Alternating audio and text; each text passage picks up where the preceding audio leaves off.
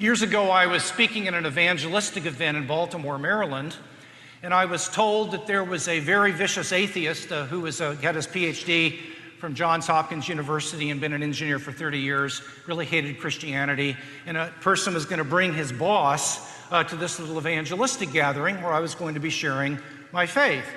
Well, I was at the hors d'oeuvre table before the event got going, and I saw this gentleman walk in the door with his boss, and sure enough, they made a beeline to the hors d'oeuvre table, and this friend of mine introduced me to this gentleman, and no sooner did we exchange pleasantries when he said, "Well, I understand that you're a philosopher and a theologian," and I said, "Well, I give it my best shot."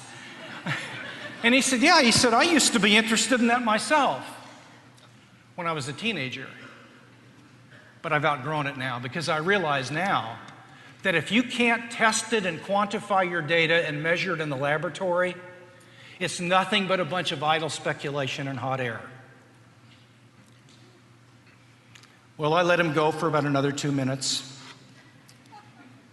And then I interrupted him and said, "Excuse me, but I have a question. I'm a little bit puzzled. If I understand you correctly, if you can't quantify something in the lab and test it scientifically, then the assertion is nothing but idle speculation, a bunch of hot air." And he said, "That's absolutely right." He said, "I've believed this for a long time." And I said, "Well, you've said 30 or 40 sentences that have come out of your mouth in the last 2 minutes. And of the 30 or 40 things you've said, I can't think of a single thing that can be tested scientifically."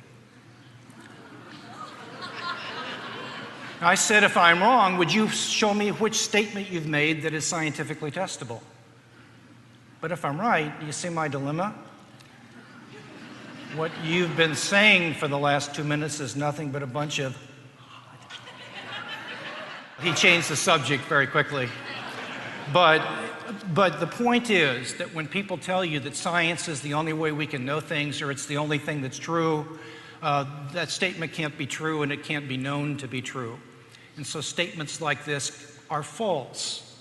Science, ladies and gentlemen, is a wonderful gift from God, and I'll say that before I close again.